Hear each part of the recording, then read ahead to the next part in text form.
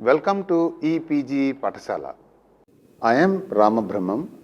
I am Professor of Political Science in the University of Hyderabad. Today we are now discussing about decision making. How decisions are made? Who makes decisions? What is the process involved? What do you mean by decision making? What are the types of decision making? And what are the processes involved in this? Besides the types and the models. Commonsensical meaning of decision is how you have decided on a particular thing. But this is quite a complex concept in the study of public administration. In fact, this is the gateway to the understanding of the theory of public administration, how decisions are made there. The very process of decision making is of immense interest not only to the theoreticians of public administration, but to the future of an economy, a country, a family, an individual. If this is so interesting area of study there, how theoreticians of public administration looked at it, it will be of immense interest to the students of public administration. Chester Bernard was the pioneer of the decision-making approach, and we have to consider him as the principal architect of its role in understanding public administration. He said that it's essential process of organizational action. Let me repeat. Chester Bernard was the pioneer of the decision-making approach and considered it as essential process of organizational action. Herbert Simon, a Nobel laureate, was a prominent decision-making theorist and a significant and a detailed contributor of the behavioralist school of thought. Decision making is a process through which optimal choice is made from several possible alternatives for arriving at a solution for a given situation and which will ensure maximum benefit and least risk. In the culmination of an effort to form a final choice out of set alternatives is the process by which decisions are taken. There are also several other meanings, like for instance, it's a goal-oriented process. That means that all decision making should have some goal orientation there, and it's an intellectual process as it is a product of deliberations, reasoning and evaluation. It's also referred to as a dynamic process, varying with the type of the problem and the available time. It is situational in nature, as the same decision cannot be taken in general for all situations. So therefore decisions have to be taken keeping in mind the environmental factors too. What are they? Political, economic, geographic, social, etc. In fact, decision making is a continuous and an ongoing process, one decision being followed and supplemented by another one and so on there. It cannot be fully be objective as an intuition, instinct and a host of other psychological factors that contribute to the choice of an alternative out of seemingly similar alternatives. A decision is usually made within the guidelines of an established policy. A policy is relatively extensive, which will affect many problems and is referred to again and again there. For instance, poverty alleviation or elimination of poverty. Number of decisions are taken as to what are the different approaches or strategies to be adopted for tackling this particular problem. Secondly, it is essentially problem solving in nature as it applies to a particular problem there. As I told you, for instance, you want to eliminate illiteracy. And what are the strategies that are available? You need to look at the problem in totality, and then that particular problem like illiteracy can be tackled using several strategies, and several decisions go into that particular area. So we can say that situational context, time constraints, in addition to even cause, determine the decision making. If this is so complex, what is the process involved in this?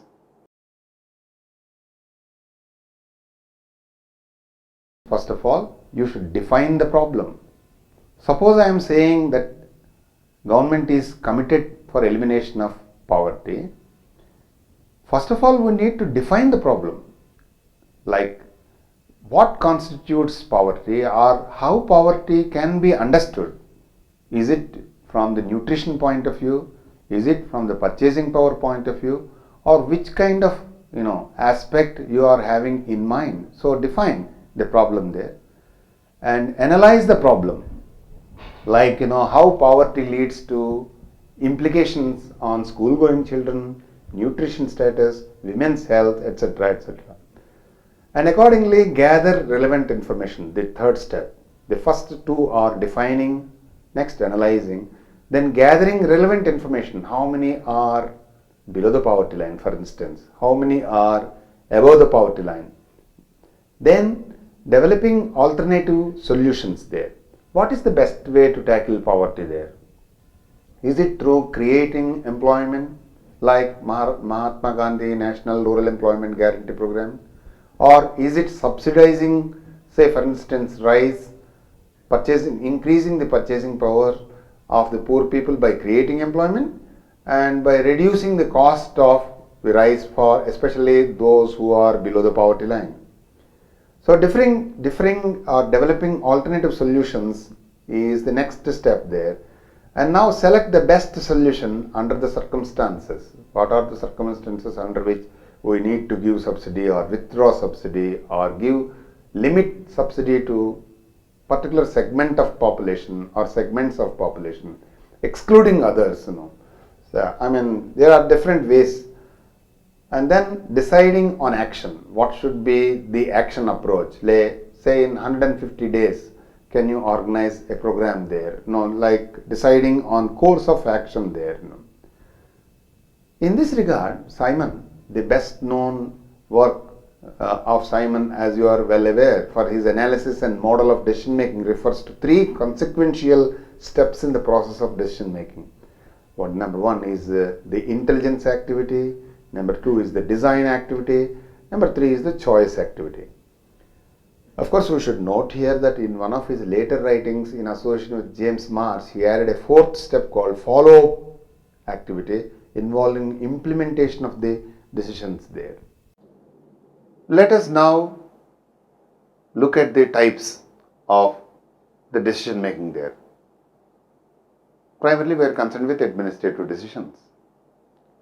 Administrative decisions are again classified as programmed and non-programmed. We need to know little more detail as far as these aspects are concerned.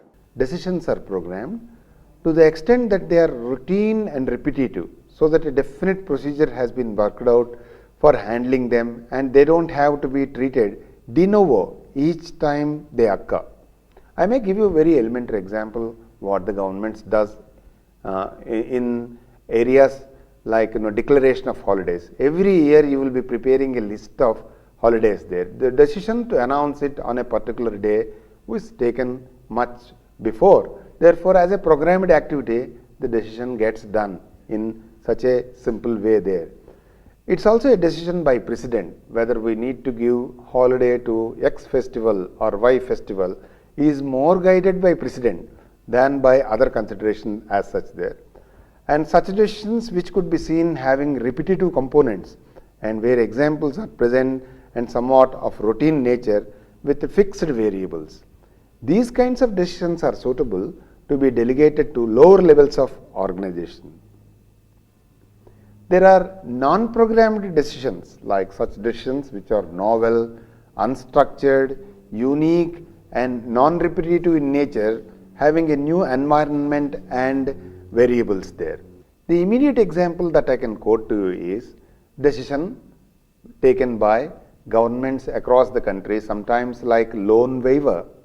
Loan waiver is generally unstructured program and a unique and non-repetitive. It cannot be repeated. It was done by Devilal, in 70s once. All those, who have, or in 90s, wherein all those who have loans up to 10,000 rupees or some such figure was waived off there. But there was the banking sector stiffly opposed such moves there. Actually, it will shake the monetary policy. And these decisions are advised to be kept at the higher level of management there. Non-programmed decisions, as you are well aware, are novel, unstructured, unique and non-repetitive in nature, having a new environment and variables there. And there are several models of decision making, like for instance, to determine the extent of rationality of decision makers. Rationality itself means that to say selecting the best out of the many alternatives that are available there, and to determine the range from complete rationality to irrationality of the economic man and social man respectively. After noting the types, we need to know what are the models for decision making there. You have classical rationality model, what Max Weber long back said, laying emphasis on rationality as such there. The purest form of public administration is the rational approach there, or the other way around. The most rational way one can look at an organization is public organization. That is one type of approach there. All decisions have to be taken by rational organizations there. Another explanation for this is that say one has to take a rational decision based on available facts and figures there. Rational model expects the following 5 steps. One is that to say identification and analysis of a problem in the context of goals and objectives of a government, any democratically elected government. Then conceptualization of alternatives and collection of relevant information. For example, if you want to increase the enrollment in higher education institutions in the next 20 years, what is the basis on which we are basing our decisions on? For instance, common sense suggests that say we should know how many are in the age group of 17 to 24, that age group which is eligible to join higher education system. Then choosing the best course of action or alternative that would bring the best results. Again, let me continue the old example. Like if you want to increase the enrollment from 16 to 25% there, how many colleges do you require? Course mix, distance mode versus conventional mode, etc. And how many we are expecting people to study through e-learning like e-Pathasala. This we can arrive at this decision based on number of factors. Then we'll start implementation of the decision by opening up of many colleges, universities, distance education institutions, besides offering courses through e-Pathasala, Epg Pathasala. Several courses we are offering to achieve the goal of education or higher education for all, or strengthening the quality of teaching of higher education through Epg Pathasala. Then after 2 years, we will be evaluating how conventional systems achieved their objectives, how many they have enrolled, how e-learning through Epg Pathasala achieved its objective, whether it achieved or not. These are the 5 steps that are generally followed by all to explain what is called the rational approach to the analysis of decision making. There is an assumption here that all the above steps are simple to follow and that administrator is bound to have all the relevant knowledge and sure shot prediction of success by choosing the best course of action, which is called the decision there. In reality, the process is quite complex. and not as simple as mentioned just now by me, as there are many unforeseen factors that might crop up in the process of even to take a decision. This classical approach of decision making was the basis for building up of behavioralist school, and the idea of studying decision making in detail emerged from the above mentioned theme there. Simon put forward this alternative model to the classical economic rationality model, which he believed was comparatively a more realistic alternative. In this model of decision making, he proposes the model of administrative man rather than economic man while making decisions in an organization. It states that there are limitations of human capacity in formulating and solving problems that arise from a number of internal and external factors. Hence, one best solution or complete rational choice of decision can never be achieved. So, the administration makes a satisfying decision instead of maximizing decision there. Simon presented his model through 6 types of rationality. A student of public administration must necessarily know what are these 6 types. These include subjective. A decision is subjectively rational if the decision maximizes attainment when compared to the knowledge of the subject that the administrator has. Objective. Decision is objectively rational where it is correct behavior for maximizing given values in a given situation. Third, conscious. A decision is consciously rational where adjustment of means, methods, equipments, funds are used to achieve an end objective goal to the ends, like end result, objective or goal is a conscious and planned process or goals there. And it is deliberate, the 4th stage. In the bounded rationality model, decision is deliberately rational if the adjustment of means to ends has been deliberately sought. 5th is personal. Decision is personally rational if the decision is directed to the individual's goals, and it is organizational. Decision is organizationally rational to the extent that it is aimed at the organizational goals. In Simon's behavioral school's perspective, we have covered the bounded rationality. There are 2 more. These 2 are individual choice model and fact value dichotomy. The individual decision choice model has 3 stages: intelligence activity stage, the design stage, and the choice stage there. A detailed explanation of these 3 stages follows now. As far as intelligence activity stage is concerned, Simon called the first phase of decision making process as intelligence. It involves finding occasions for decision making. The head of the organization, after studying the organizational environment, identified the problem to be solved and gives it the needed recognition so that the whole organization is aware of it and proceeds to its next step of resolution there. What is the design activity? Searching for alternatives.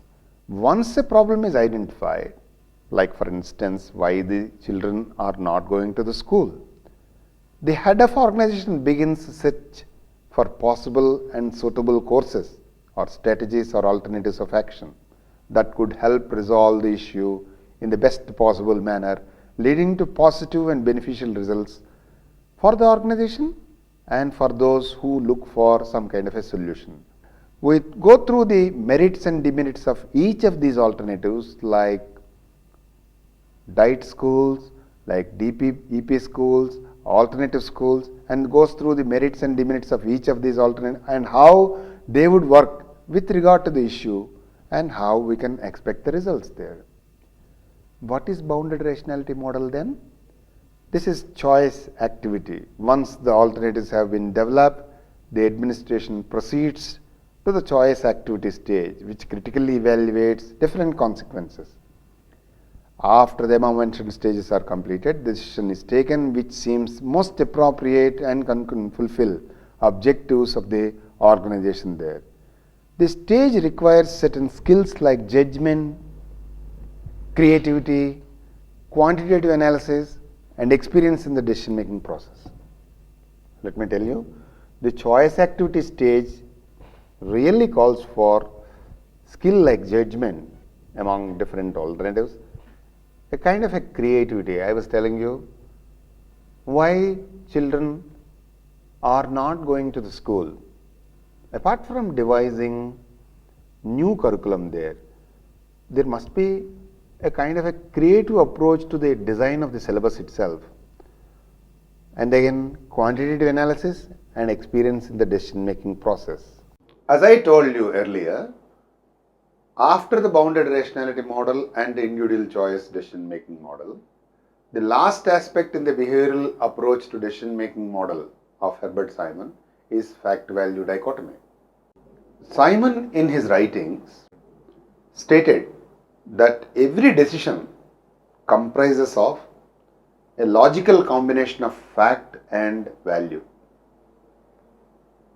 If one has to give meaning as to what is a fact, it is factual examples now. Fact is a proven example. And what do you mean by value? Value is like, somebody is beautiful, somebody is ugly, somebody is good, somebody is bad, somebody is great, somebody is less. These distinctions wherever we make there, these are value loaded statements there. These need to be taken into consideration when we are looking at the decision making processes, especially when we are analyzing what are the factors behind a decision making. We need to keep in mind the fact and the value distinction as such there, according to Herbert Simon.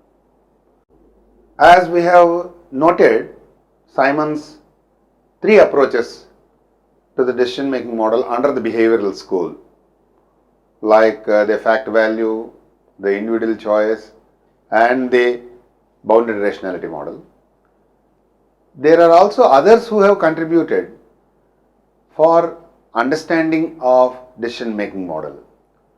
In fact, contributions from Lindblom, Gionee have further enriched the understanding of the concept of decision making in the theory and practice of public administration there. Let us now try to know something more about others' contribution to this area, especially Gionee, Dror, and others. We will begin the contribution with the contributions of Charles Lindblom, a well-known expert in the area of decision-making model. He is especially known for his contributions to the understanding of new concept then in 60s called incrementalism. He was quite critical of Herbert Simon's approach and advocated that instead of changing the whole area where the issue arises, small and partial adjustments should be made mutually, which will then pass on gradually and without any conflict to the whole bit by bit, that is incrementally. If a decision is taken all of a sudden, it might be opposed as people would find it hard to adjust.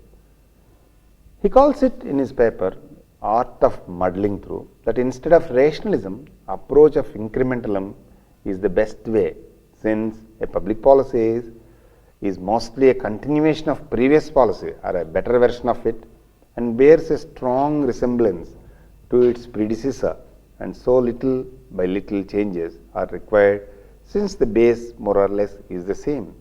I was referring to two public policies here. One is elimination of poverty. Two is attracting children back to the school.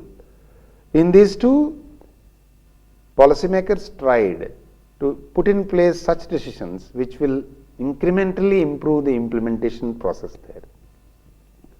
So the basic idea of the incrementalist approach is to convince the different clientele groups for acceptance by public and legitimacy and of course in a total perspective. Let me repeat. The idea of the incremental approach was basically acceptance by public and legitimacy. Yet another thinker in this area is Gionee, who hit upon the idea of blended rationality, or who coined a new concept called blended rationality.